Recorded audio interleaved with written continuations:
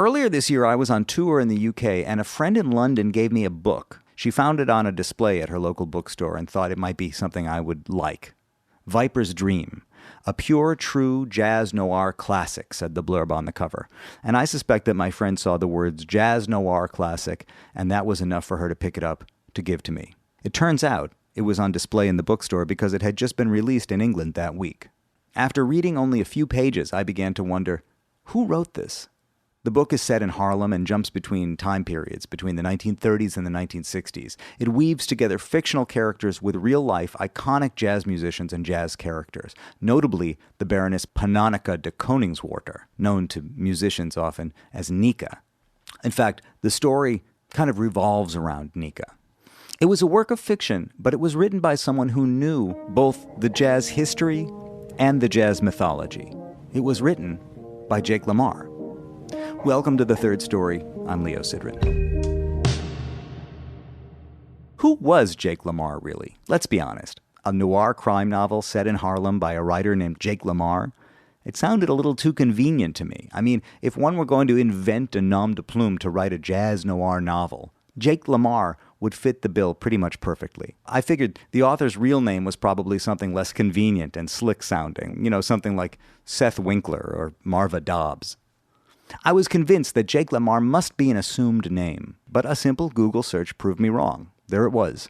Jake Lamar is an African-American writer, novelist, playwright, and cultural critic living in Paris. Incidentally, Seth Winkler and Marva Dobbs are names of Lamar's characters from previous books. Anyway, I reached out to him and arranged to meet him the following month when I would be back in Paris on tour again.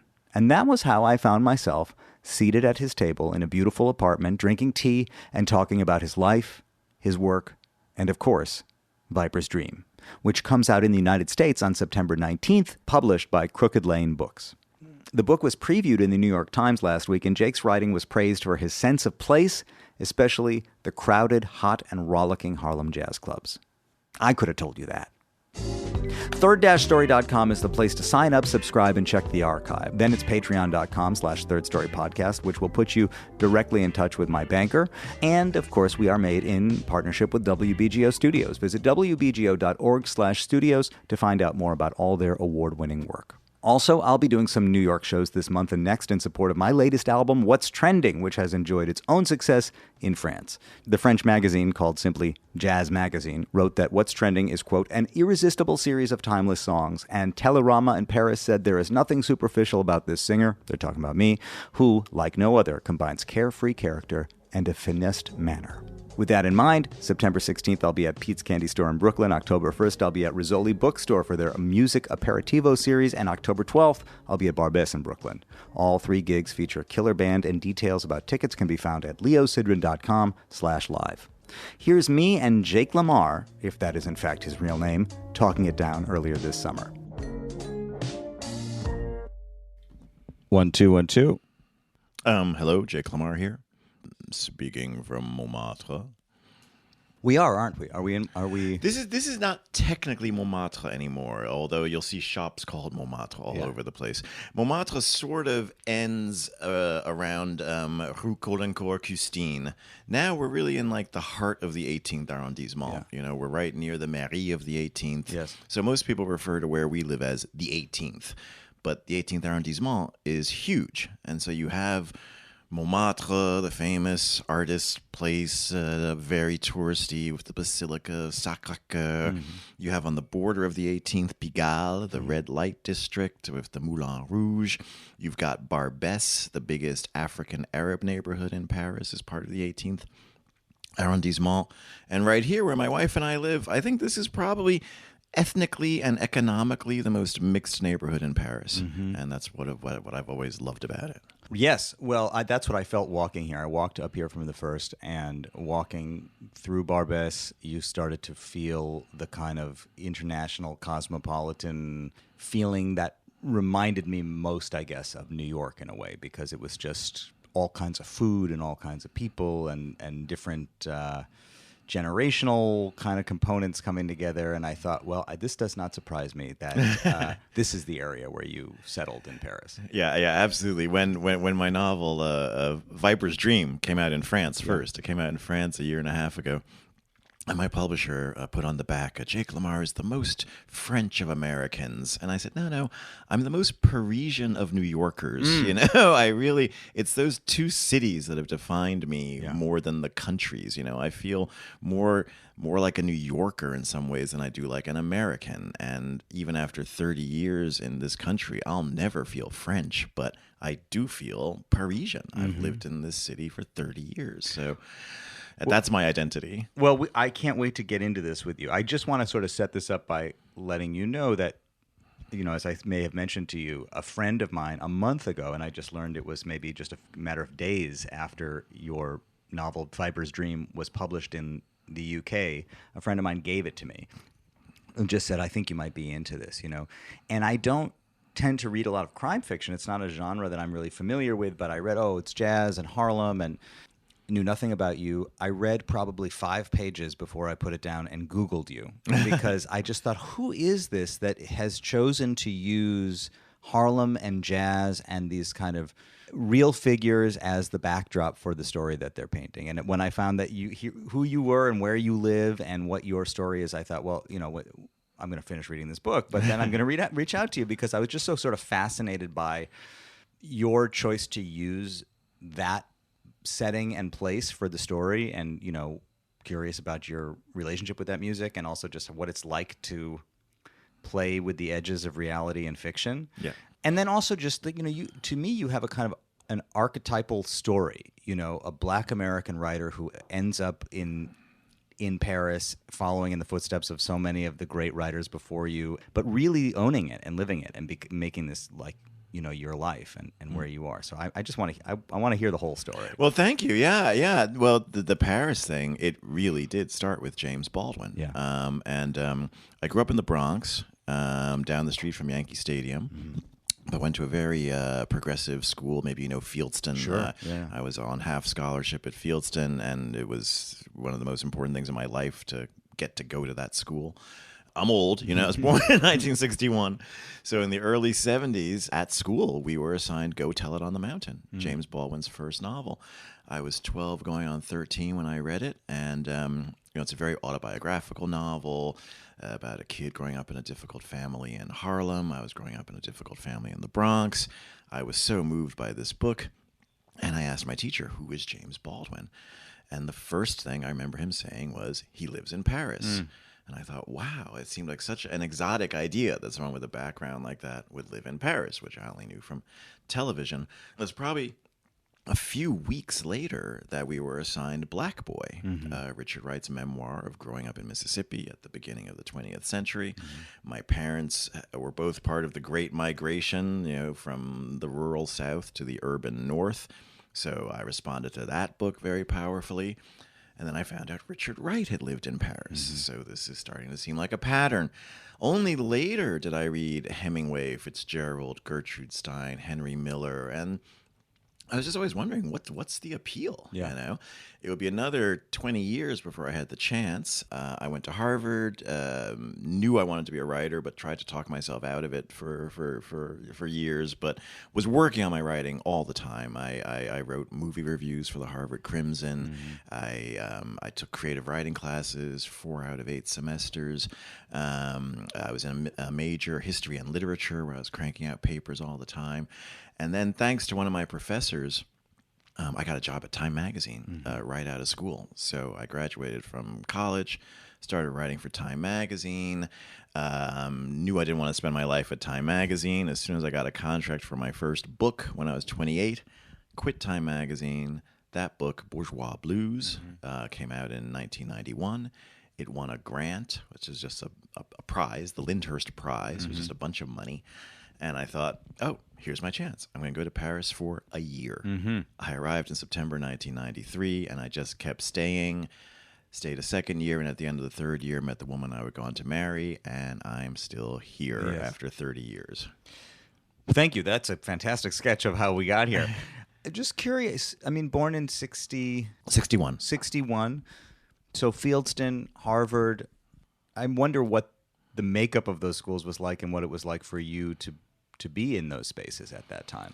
Fieldston was just, I loved that place. Yeah. I mean, and, for, an elite school, it was very progressive, and they definitely, this is the early 70s, they made an effort to get the best qualified students from non-privileged backgrounds. So there were only about, 100 kids in my class, maybe a little more than that, and we were at least 15% minority, I'd say, Black, Latino, and it was just, it's the sort of, we were assigned the sort of books that people are banning now. I mean, this is insane that you would ban The Bluest Eye by Toni Morrison. That's one of the books that made me want to be a writer. Yeah. And so no, I had a wonderful education there. I was very happy there.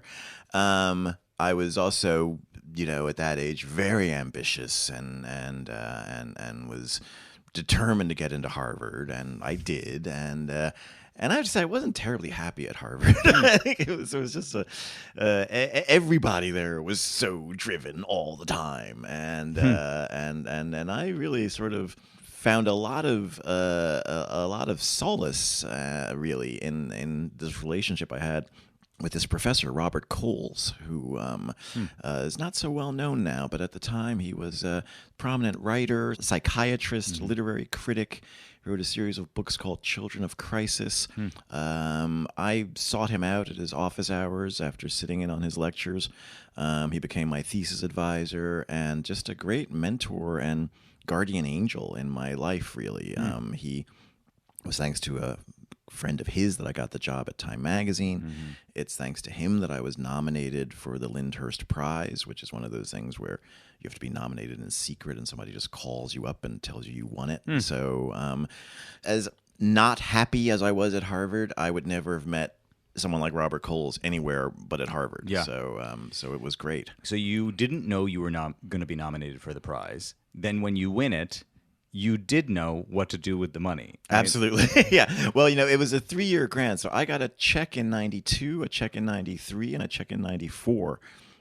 I'd quit my job at Time Magazine in 89. So I had 3 years of, struggling as an independent writer. So I basically used the first check to get out of debt, used the second check to come to Paris, and the third check to stay in Paris. Yeah. By then, I'd started publishing novels. And back in the 90s, in America, even if you weren't a famous writer, even if you weren't a best-selling author, you could still get advances that were enough to live on. Yeah. That ended, in the early 21st century. Yeah. But I and a lot of older writers I knew, we had the support of our publishers. Yeah. That's gone in the U.S. It's a similar story with the record business. There used to be advances that were paid to musicians to make a record, and now most artists are paying for their own albums in advance and then trying to find some way to get them out. So I think it's in some ways a little bit of a parallel. Yeah, yeah.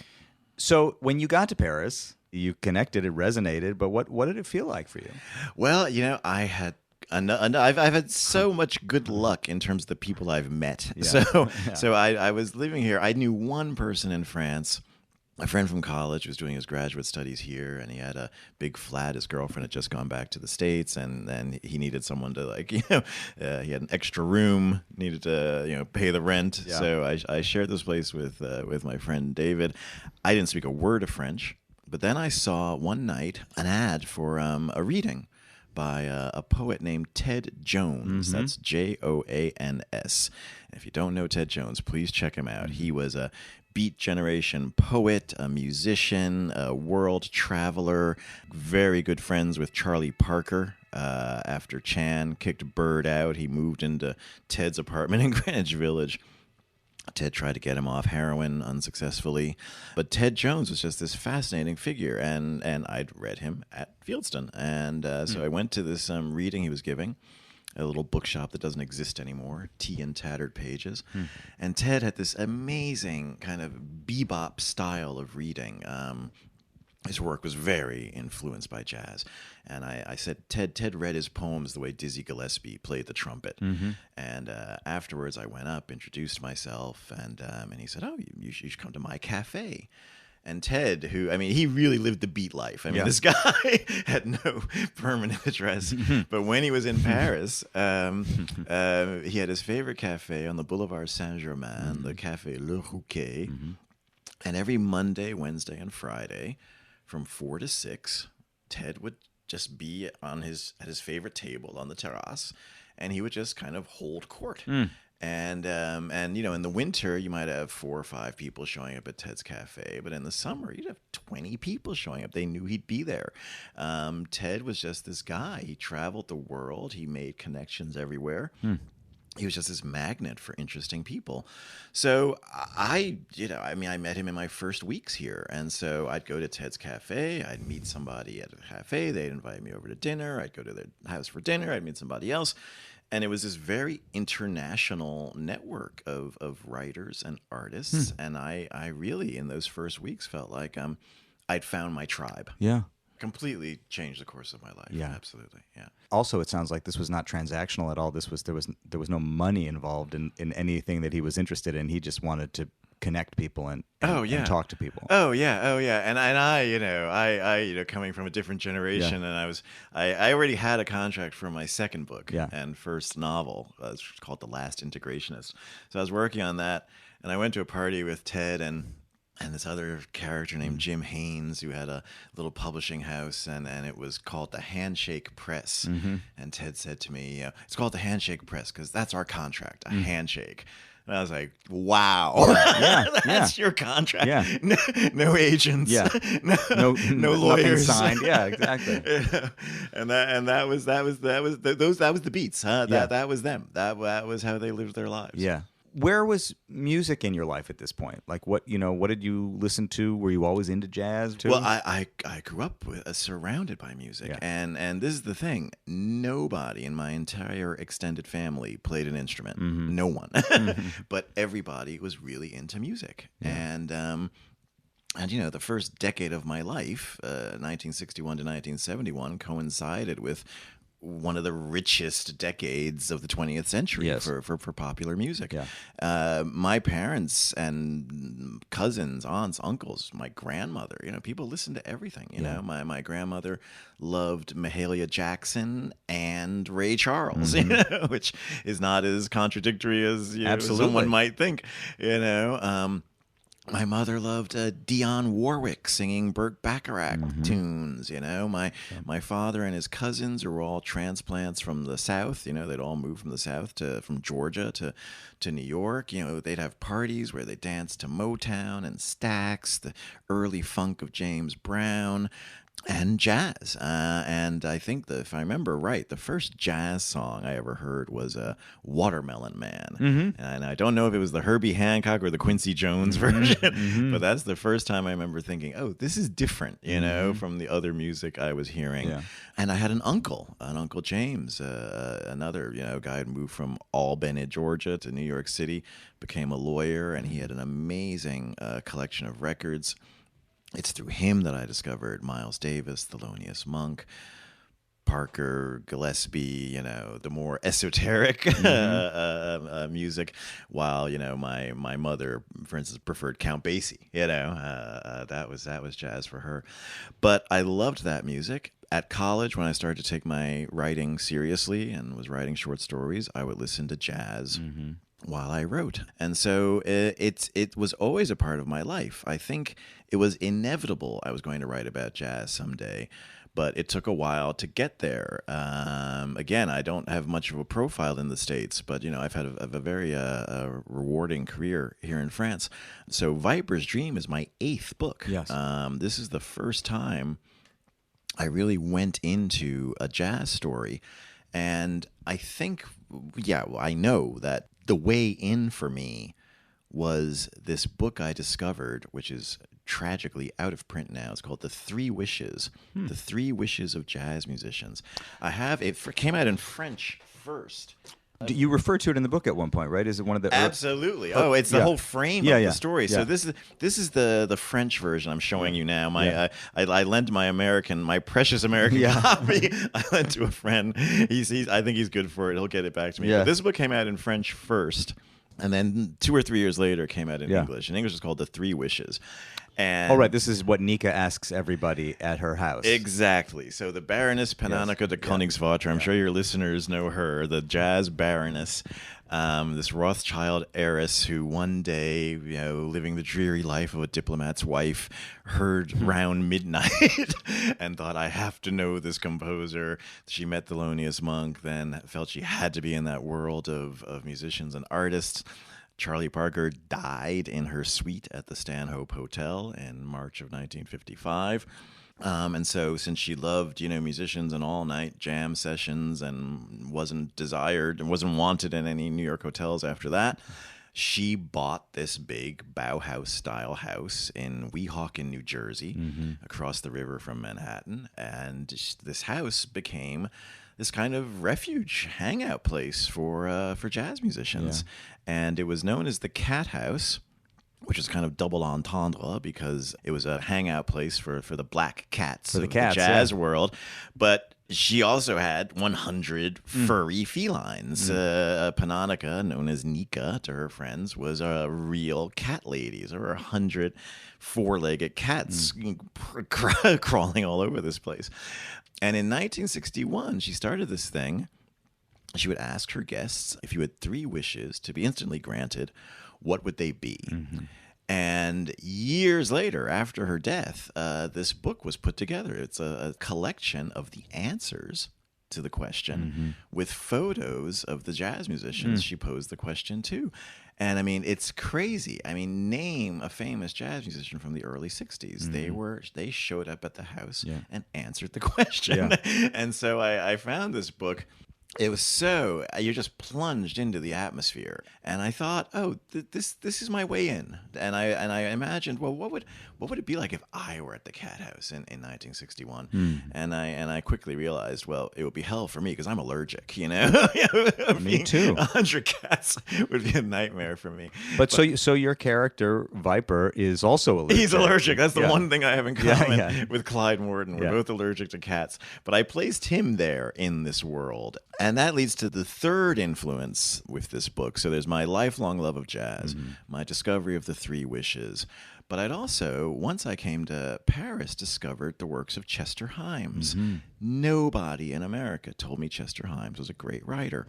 I remember hearing my parents and their friends talk about the movie Cotton Comes to Harlem. One of the early blaxploitation films in 1971. But I never heard anybody talk about the novel or the novelist. Himes is a household name in France. His first novel, which I'd recommend to listeners who don't know his work, If He Hollers, Let Him Go, which was published in 1945. That is to say, just a few years after Richard Wright's Native Son, but before Ralph Ellison's Invisible Man, before James Baldwin's Go Tell It on the Mountain. It's a fantastic novel. I think it's a major American work that is not really recognized in America. After a bunch of novels that were categorized as protest novels, Himes turned to the crime genre and wrote a series of 9 novels, which are known as the Harlem Cycle. They're crime novels set in Harlem with 2 black detectives as their protagonists, the black police detectives, Gravedigger Jones and Coffin Ed Johnson. And the books are just incredible. Cotton Comes to Harlem is the best known, but there's also A Rage in Harlem. There are a whole bunch of them. And the Harlem in this novel is just this crazy, violent phantasmagoria. And Gravedigger and Coffin Ed, in wanting to protect the decent, hardworking people of the community, they have to be the baddest of the bad, because they've got to protect badder than all the criminals, badder than the hustlers and the pimps and the drug dealers and just this amazing array of criminals they come across. So I was reading these Himes novels, listening to jazz all the time, discovered Nika, and I sort of put that all together to create my jazz crime novel set mainly in Harlem between 1936 and 1961. Your other novels that you wrote were not necessarily crime novels. I know you wrote a form of a memoir.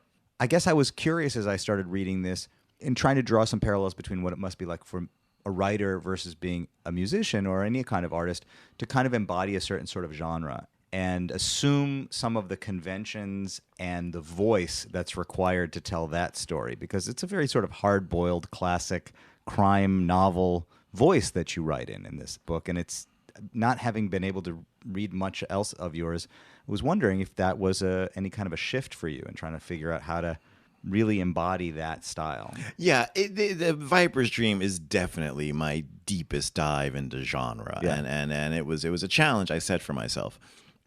I really wanted to write in the same spirit of Chester Himes and Dashiell Hammett in particular. Maltese Falcon is his best known book.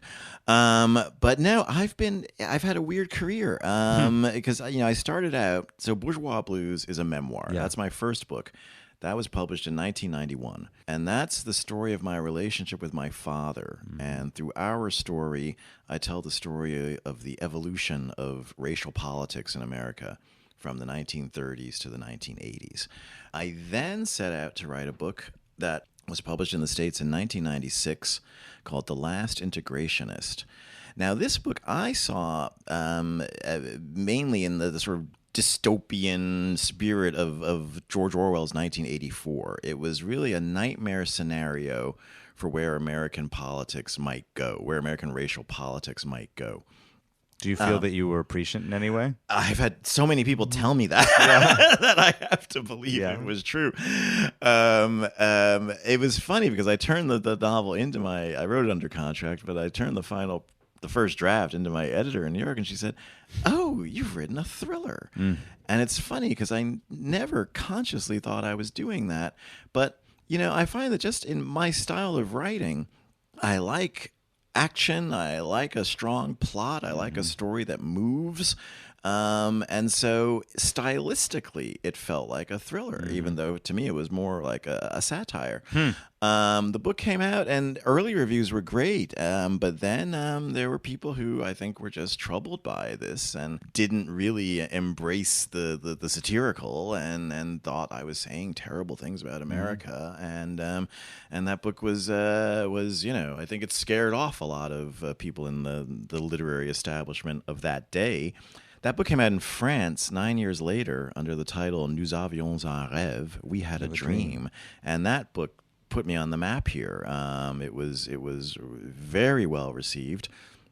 It came out in a re-edition last year with a blurb from my friend, the French African writer Alain Maboncou, who said, Jake Lamar is the prophet of American letters.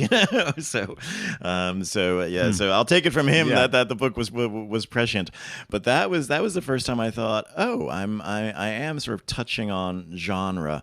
And then I sort of went back and forth. I wrote a book called Close to the Bone, which was not at all a genre novel. And then my next book, If Six Were Nine, really as an effort to keep my storytelling more tight, I decided to employ the whodunit form. And so that's another book largely about racial politics in America. It's set on a college campus in Ohio. But I decided to use the whodunit form. So you've got, a classic format, the dead body in the first chapter, a bunch of possible suspects, and the resolution at the end. And I found I really enjoyed that. And it was a good way for me to talk about the political issues I want to talk about while making a story propulsive and engaging. So I continue to do that with my two Paris novels, Rendezvous 18th, which is set in the 18th arrondissement.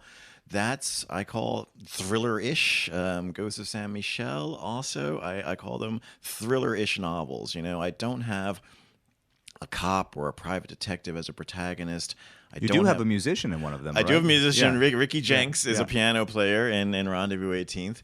But I tend to write about, my protagonists are either people thrown into bizarre circumstances and have to suddenly, find some inner strength, or they're criminals. I've never really written about with a cop or a private detective as a protagonist. And I don't have recurring characters. But I think by the time I got around to Viper's Dream, I just thought, wouldn't it be fun to just, stop sort of, flirting with the genre and just take a real deep dive to do a real hard-boiled novel? Yes.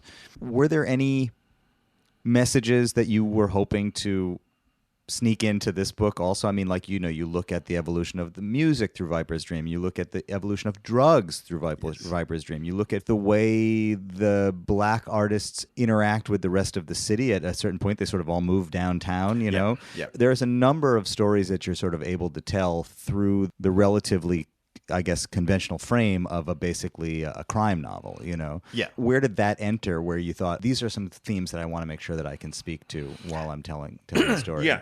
Well, I started with my protagonist, Clyde Morton. He's sitting in the cat house. It's November 1961. Nika has asked him this question, what are your 3 wishes? So that's the beginning of it.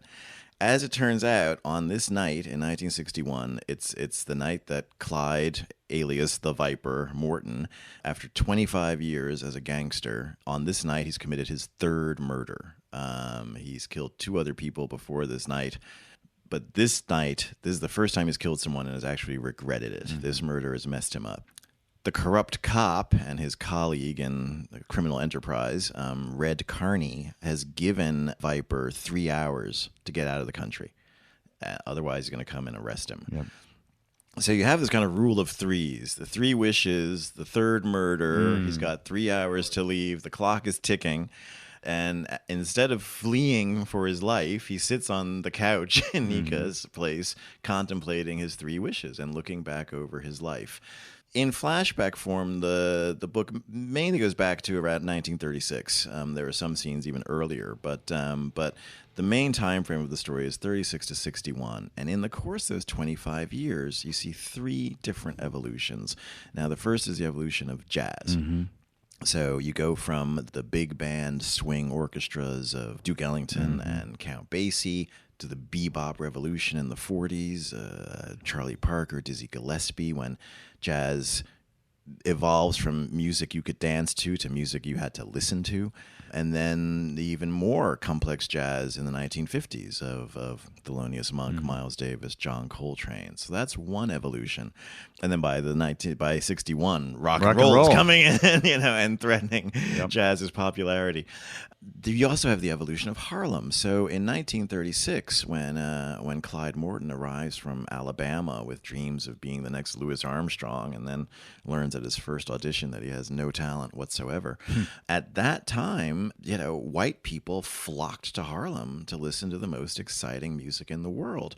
The previous decade, the 20s, was defined by F. Scott Fitzgerald as the jazz age.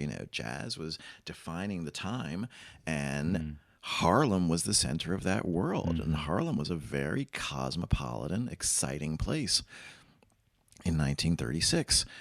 Then something happens. In 1943, the war is broken out. A lot of men have been sent away to fight. And in 1943, a white cop shot a black soldier. That resulted in days of rioting, looting, many people killed.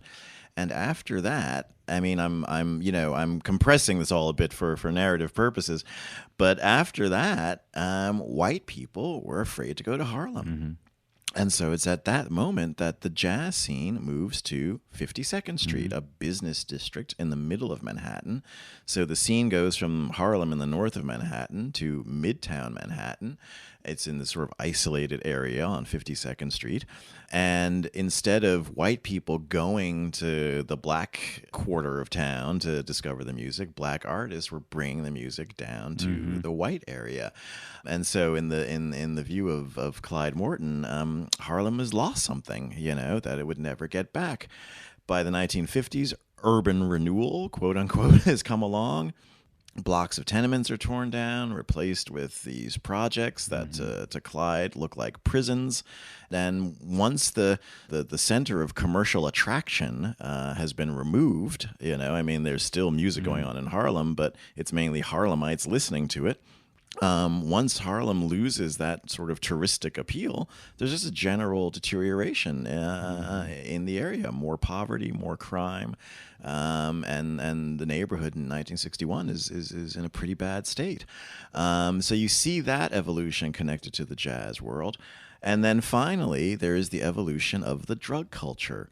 So in 1936, when Clyde arrives in Harlem, after he learns his first audition that he has no talent, the guy who was auditioning him, Pork Chop Bradley, a bass player, offers him a joint, as a way to console him.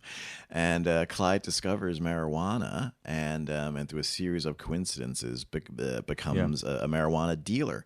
In 1936, marijuana was not known to mainstream America. It was something that was used mainly by African Americans and specifically African American jazz musicians. Now, Prohibition, Clyde's mentor, Abraham Orlinsky, made his fortune during Prohibition. Between 1919 and 1933, the U.S. government said, oh, nobody drink alcohol. But of course, people wanted to drink alcohol. Sure. So Prohibition led not only to the rise of organized crime in terms of the people providing liquor to the people who wanted it, but it also led to the rise of federal organized crime fighting. There was this whole apparatus set up to stop people from distributing alcohol. Prohibition ends in 1933, and this whole crime-fighting apparatus has to find a reason to justify its existence. Only in the 30s is marijuana criminalized because, the authorities, they're basically a hammer looking for a nail. And they're like, oh, okay, here's this drug. It's mainly used by black people, black artists.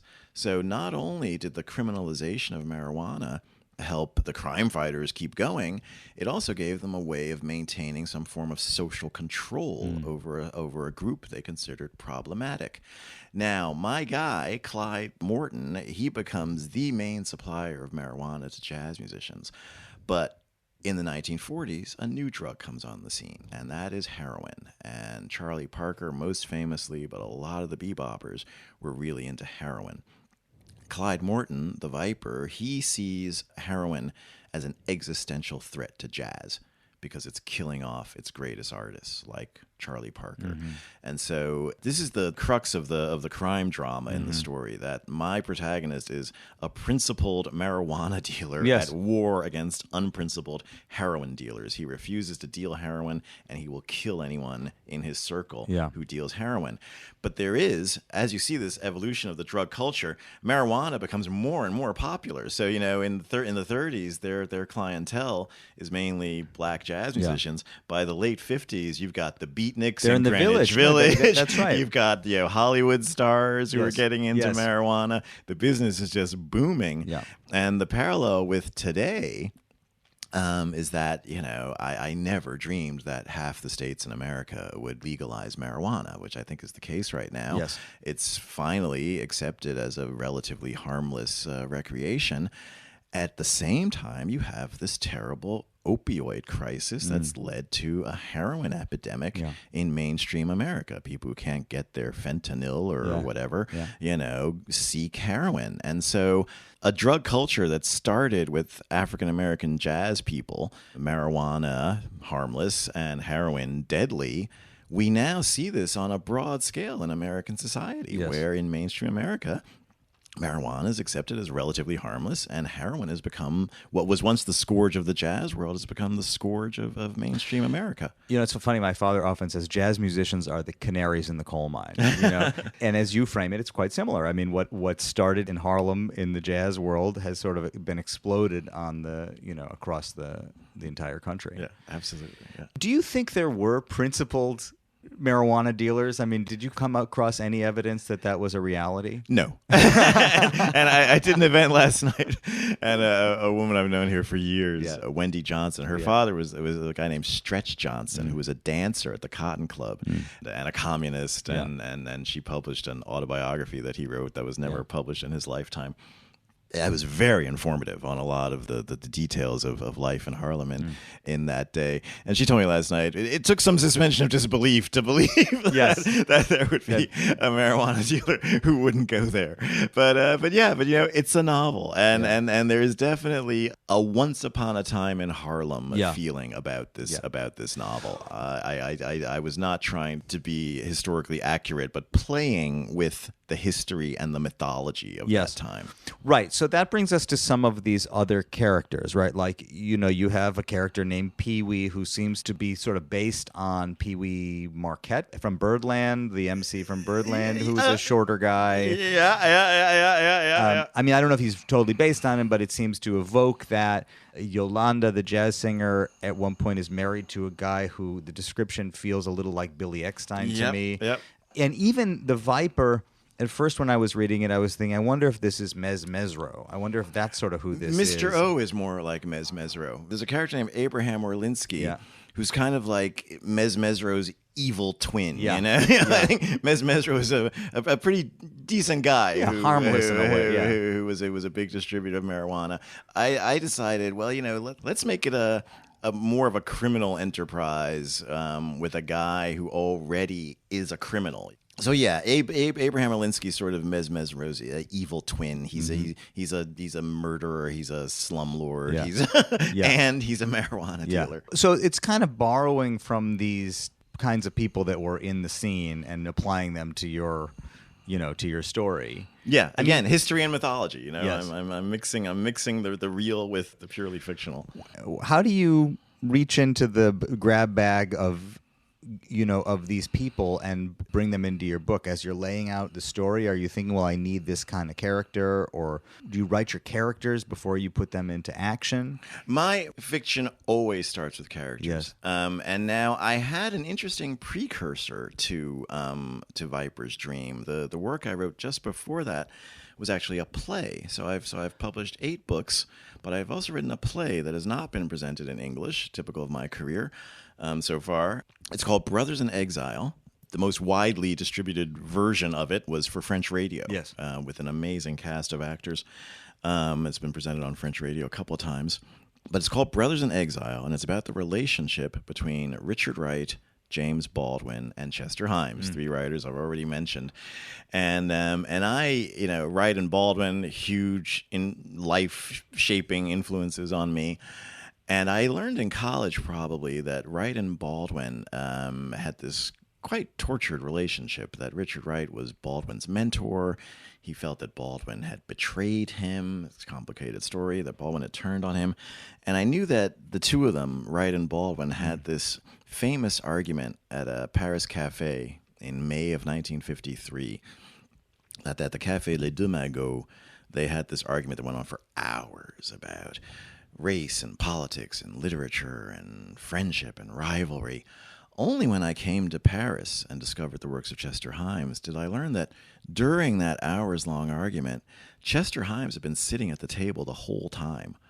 All 3 men wrote about what happened that night. Each one gave a very different version of events. And so once I learned about that, I thought, oh, this is a juicy story. And I've been working in theater. I've been working in a theater out in what's known as the Paris suburbs, the working class immigrant neighborhoods. And through working in theater, I took this idea I'd had for a novel about Wright, Baldwin, and Himes and decided to write it as a play. So I applied for a French grant, a fellowship, the Beaumarchais Fellowship. A few people win it every year. And I submitted the first 12, 15 pages of the play. I was awarded the fellowship. And at the reception for the people who'd gotten the prize that year, I mean, I must have been, several months into my research then. And I told one of the judges, I'm drowning here. I'm in this ocean of research. Wright, Baldwin, and Himes were all very prolific. I felt I had to read everything they'd ever written, everything that had ever been written about the 3 of them. And this judge, who was also a novelist who writes historical fiction, he said, Jake, you're not writing a biography. You're not writing a documentary. This is your Richard Wright. This is your James Baldwin, your Chester Himes. And that was the most liberating thing I could have heard, because I was like, yeah, this is fiction. And it freed me up to play with chronology, to take things one of the characters had really said and mix it with stuff that I made up entirely. I just felt this freedom to say, yeah, this is a fictionalized version of the lives of these people. And yeah, Himes only started writing crime fiction in 57. Well, I'm going to have it be 53, because that suits my purposes. So by the time I got to Viper's Dream, I felt pretty free. And part of the inspiration of having all these real life figures came from the Three Wishes, the Panonica's book. So, the people who cross Viper's path, Thelonious Monk, Miles Davis. Charlie Parker's not in the book, not in Three Wishes because he was already dead, but Dizzy Gillespie's in there, that was sort of the inspiration to have Viper cross paths with real life figures. And then the deeper I went into my research and the more I found out about the actual workings of the drug business in that day, the more I learned about, I'd forgotten about Pee Wee Marquette, actually. Oh, really? Interesting. I came across him early on, and then just had that nickname. But I forgot about him. Yeah, and Pee Wee's career is more varied than that. But I felt total freedom in mixing things up like this, and I just feel like, when the jazz scholars say, you write about this recording session in 1945, and Miles wasn't in the room at the time. Well, in my version, he is. I've got the freedom to do that. And and if you really want to find out what really happened, ask Dr. Google. A lot of people, because the book came out in Britain about 6 weeks ago, it's getting a fantastic response. And I did a little tour in London and Bristol earlier this month, and people love playing this game of what's who real, existed, what really happened when. And I think, even though I've never come across a marijuana dealer who refused to deal heroin, I do feel like someone like Clyde Morton almost had to have existed, in the sense of there had to have been a reefer man to the stars. If you're talking about the 1940s and 50s, I don't think Miles Davis was scrounging around Central Park trying to buy nickel bags. Somebody was supplying these top guys. Yes. Whether it's the jazz men or the beatniks or Hollywood stars. There had to have been a system in place. Oh, there was always a guy where they were getting like the best stuff. Sure. And I mean, I've even heard stories in more contemporary where larger artists that we know of and who are associated with marijuana often have a person who's kind of on staff or around them who gets it. And it's like you're always one person removed from where it came from, plausible deniability, you don't know where it came from, but there's somebody around you who goes and gets it. And I love that you put him in LA at one point too, and that you sort of looked at it. In a funny way, it reminded me of, and I hope you don't take it the wrong way, but the way I felt when I saw Forrest Gump for the first time, which was to take a character and let history kind of unfold around him. Right. And because Clyde goes to LA and he also comes to Paris. And he sort of has these L.A. I don't think he's particularly cares about that much, but Paris, it blows his mind, and maybe it's not unlike the way it sort of blew your mind. Oh yeah, absolutely. And really, I felt you can't write about African American jazz artists in the 40s and 50s without bringing in Paris. Yeah. And we haven't talked yet about the femme fatale of this book. And again, this goes back to genre. And I think, if you're gonna go deep into genre, if you're going to write a noir novel, you have to embrace archetypes. Yes. And the femme fatale is an archetype. It's not a stereotype, it's an archetype. Mm-hmm. And Yolanda DeVray, known as Yo-Yo, she is a classic femme fatale. She's just the woman who is trouble, no matter what she does, she seems to attract trouble. The thing that drives her most is this core belief that she was born to sing. Mm-hmm. And she eventually does become a jazz diva in Paris, and there's a wonderful chapter in Paris about her career. But I thought sometimes more like Zelig than Forrest Gump. You know what? Yeah. I think Zelig is a more fair. Because Zelig's more that era, yes, that's right. the 20s and 30s, and Zelig just keeps popping up in these weird places. That's right. And I felt that was a bit like Clyde. Oh, he's there now. Okay. Yes. Zelig is absolutely right, and more French in so many ways too, because Woody, I think, like many, has had maybe more success in France than I would say so. Yeah. Yeah, Yolanda also borrows a little from Billie Holiday. She has her own sort of personality and her own personal traits too. You don't have to look too far to find examples of jazz singers who are troubled. Yeah. But she didn't remind me specifically of anybody. Who was she based on? Was there anybody that she was based on? No one in particular. I mean, of course, people point to Billie Holiday, but she's more, let's say, grounded than Billie Holiday was. When I was writing it, I was trying to find the words to describe her voice. And I think probably the person she would sound the most like would be Sarah Vaughan. You know, with his voice, it just goes right to your heart. Billie Holiday is sometimes, can be so anguished. It's so full of pain. Yes. And then you've got Ella Fitzgerald, fantastic, you know, but so full of joy. Yes. You know, you got Nina Simone, who's this other thing altogether. But somehow Sarah Vaughan, for me, pulls all that together, and she sort of is the best of all those other jazz divas. So you're telling a lot of these stories that are essentially American stories in many ways, but from the distance of having lived most of your life, half of your life? Almost half of my life, abroad. Yeah. And I wonder if when it comes to thinking about racial politics, about culture, about the evolution of your native country, if you feel that you have a different perspective from what you would have had you stayed in the States all this time. Yeah, I absolutely do. And you know, I think I was first aware of this on my novel, Close to the Bones. That was my third book. It was published in 1998 in the States, in 99. It's funny. It's one of those, it's like a kind of like a Robert Altman movie, you know, there are all these different characters and you don't know how they're connected. And then you find out that they've all slept with each other. and the characters are, they're black, they're white, they're biracial. It's set mostly in 1994, 95. And at that time, I'd been living here for a few years, but I was continuing to go to the States quite a lot back then. And this was the time of the O.J. Simpson case. And it was incredible because I found, you know, when I was in Paris, you'd hear about it once in a while. It would come up in conversation. People say, oh, you heard about this, you heard about that.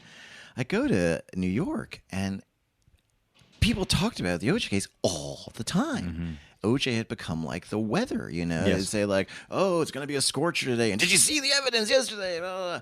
And I thought it was bringing out a lot of weird stuff in people, white people and black people. I felt it was tapping into a lot of the racial neurosis that is so present in America.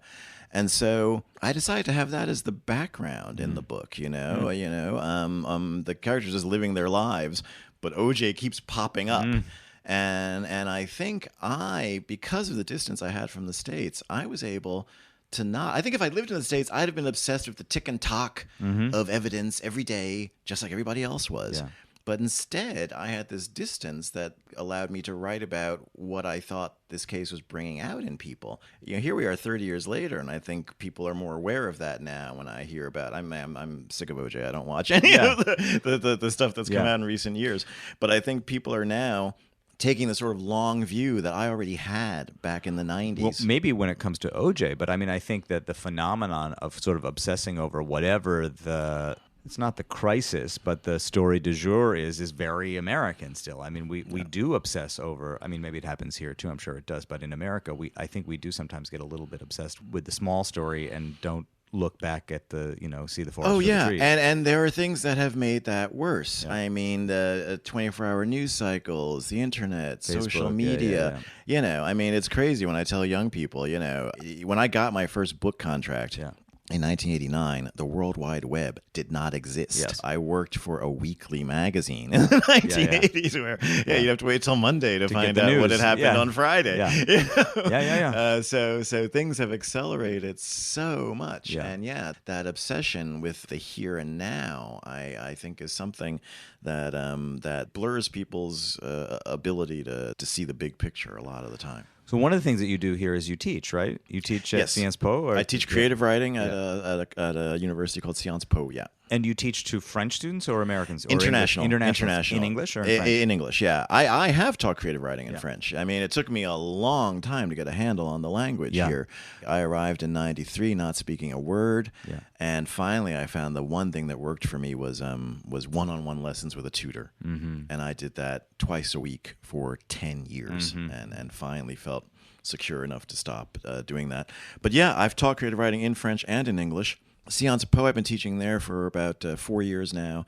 Very international group of students from all over the world, and I teach in English. What is it like to teach the thing that you've devoted your life to doing? Yeah, well, one of the things I try to do is demystify what can be demystified when it comes to creative writing.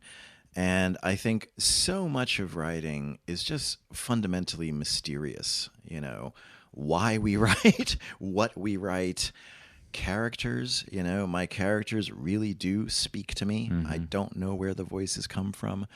All of that is so mysterious that when I teach creative writing, I tend to focus on things that can be understood. And so I'm very into structure. And the main course I teach at Sciences Po is called Architecture of Storytelling. And, you can take a story like, say, The Lottery by Shirley Jackson, and I'll take the students through that story line by line and see how she builds suspense, how she reveals information bit by bit, how she leads to a climax. You can analyze that sort of thing in a story and apply that sort of thing to your own fiction. So I'll always use an established text, have the students analyze that text, and we analyze the text in class together, and then I give them an exercise inspired by that short story. I always use American works because those are the ones I know best, whether it's a James Baldwin essay or a Flannery O'Connor short story. Then the students have to discover that mysterious thing within themselves. So, I'll say, write a story about a misfit. Because in Flannery O'Connor's short story, A Good Man is Hard to Find, there's a serial killer known as the Misfit. So I'll just say a misfit. Doesn't have to be a serial killer. Could be any kind of misfit. But we will have already gone through O'Connor's story and seen how beautifully put together it is. And so you can examine the structure. You can examine how tension is built. You can examine foreshadowing. These are things you can study, analyze, and apply to your own work. After that, you're on your own, and you have to hope the muse is going to speak to you or whatever's in there. And so that's my approach. Is the muse real to you? I mean, do you believe that the muse exists? There's something, I feel, again, we were talking about characters. Yeah. I've got lots of ideas that just sort of pass through my mind but don't take hold. Yeah. I'm a great believer in outlines as a way of just organizing your imagination. And I tend to do my outlines on big white drawing pads. And my work is always character-based. I say I wanted to write about jazz. I was interested in Harlem. Only when I had Clyde Morton appear in my consciousness knew I have a story. And I'll start a book or a play with just a little sketch of characters, like a family tree. Yeah. So it'll be a character tree. And I say that for each project, it's as if this army of characters invades my consciousness for 2 or 3 years. They occupy my imagination, and then they pass on, and eventually another army comes along and occupies my imagination.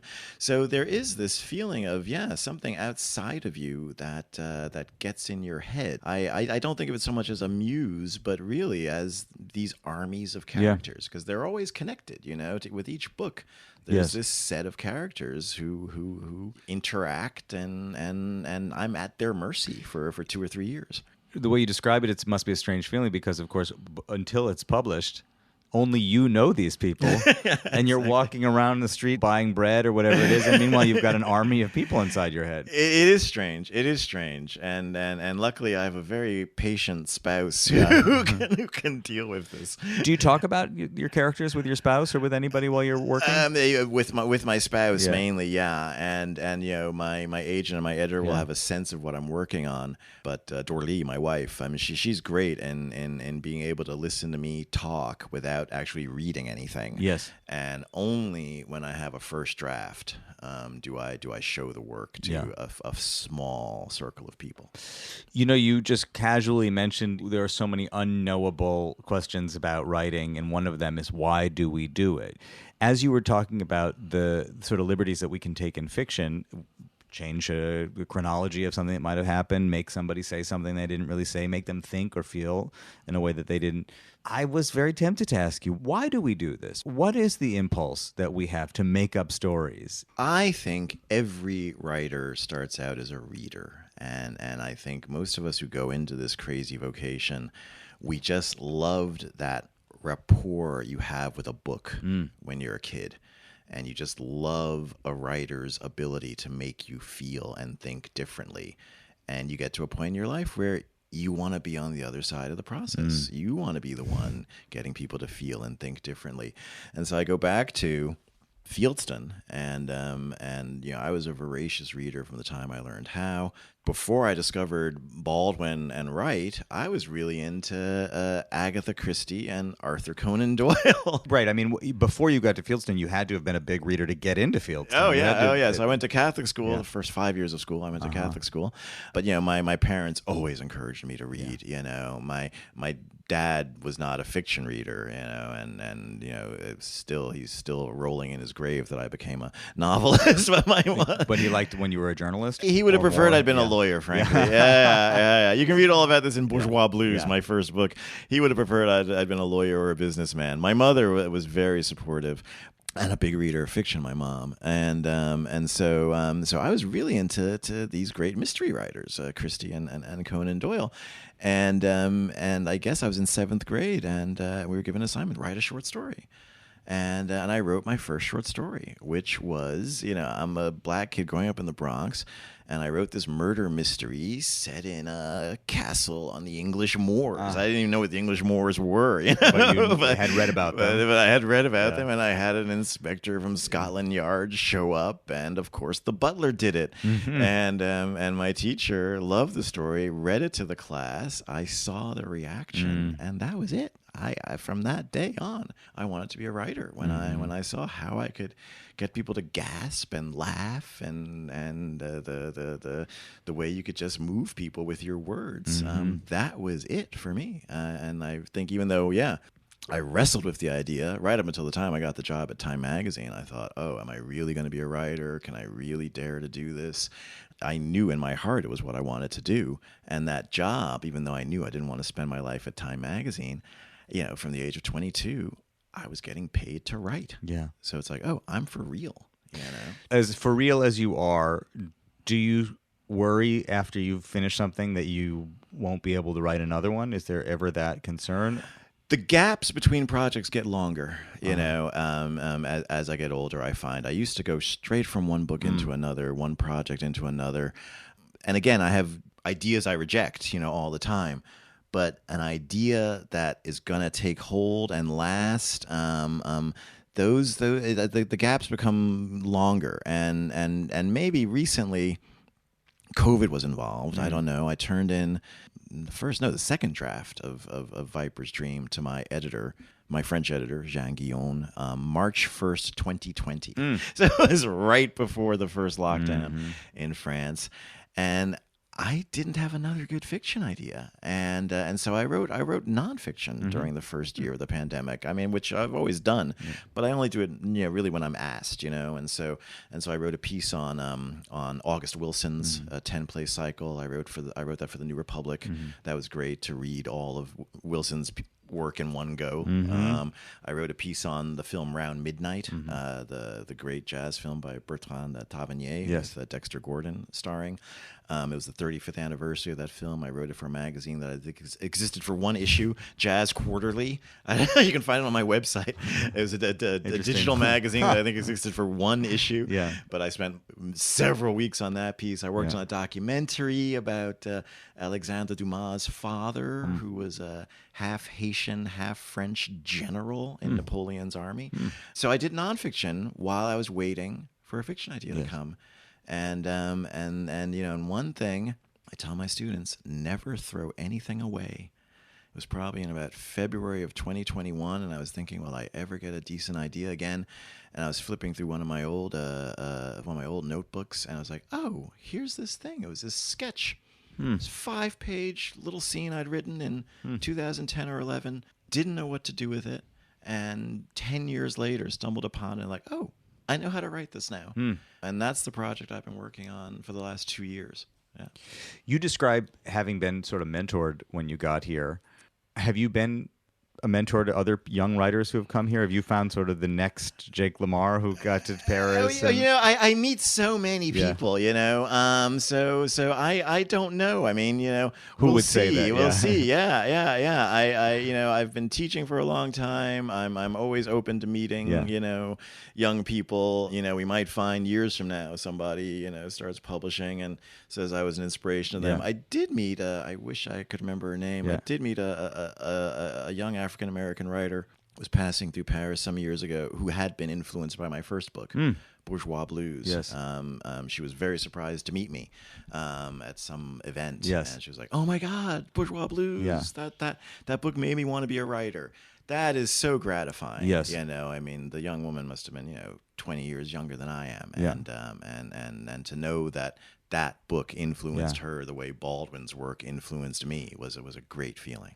Do you have a sense of, as you mentioned, some of your work, it was difficult for me to locate in English. Some of it I could find it in French, and certainly in the digital, because I've been on the road, so I've been trying to read it digitally because it's the only way I can consume Good luck it. with that. And some of it is hard to find. Some of it, there's a few things out there, and more in French, which is really interesting. Yeah. That it's easier to come by your work in French in certain platforms than it is in English, as Viper's Dream is getting ready to come out in the States. I hope that it'll get some attention in the States. I think really they just kind of forgot about me in New York. I published 6 books between 1991 and 2006.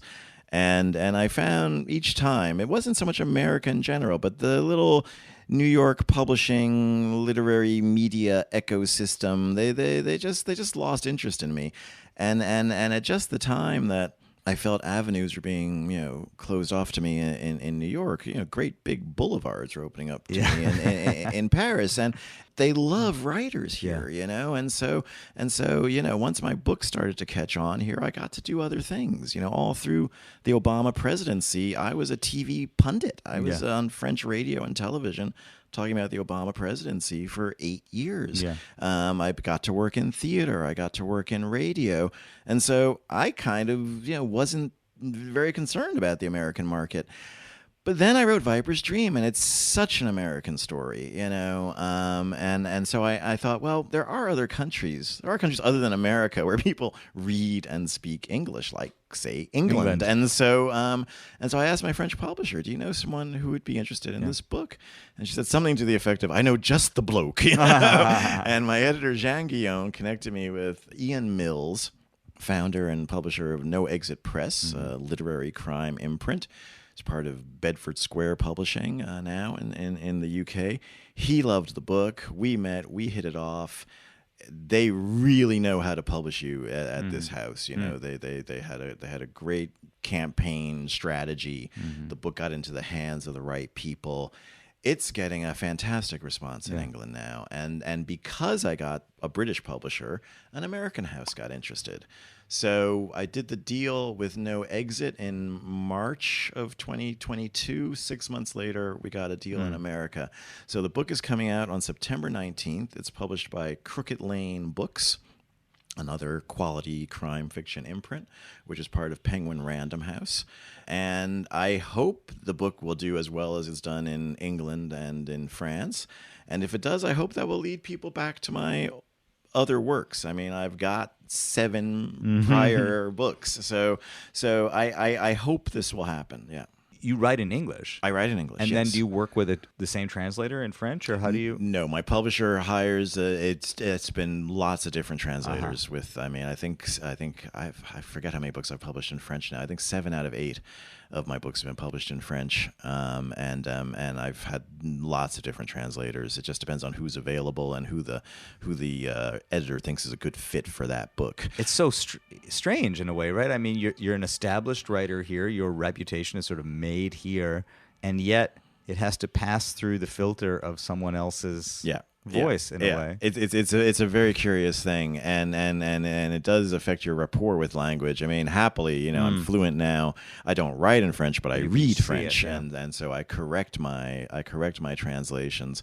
Actually, when I work for the radio, I tend to translate myself, and with a lot of help from my wife and the director I work with at Radio France. But that's because it's dialogue. Yeah, and dialogue is the ear. I mean, you can imitate the way people speak. Yeah. To write a description of this street in French would be impossible for me. So I have to, maybe other people have asked you this, Jake Lamar sounds like a nom de plume to me. I know. It's not. Especially for crime fiction. It seems like the name of a character that would show up in one of these books. People have asked me that since my first book 32 years ago. No, my full name is Jacob Virgil Lamar Jr., So, I'm Jake Lamar. It was a foregone conclusion. You would have to be a writer with a name like that. It must be my destiny. Yeah. Well, Jake Lamar, thank you for sharing some of your story with me and talking about the book. It's really such a pleasure to meet you. Thank you, Leo. There he was, my friends, Jake Lamar. What a story. What a storyteller. I'll be back in your headspace again before you know it. Until then, I'll talk to you soon. This has been a WBGO Studios production. To learn more about WBGO Studios' award-winning podcasts, special concerts, live streams, and more, visit wbgo.org/studios.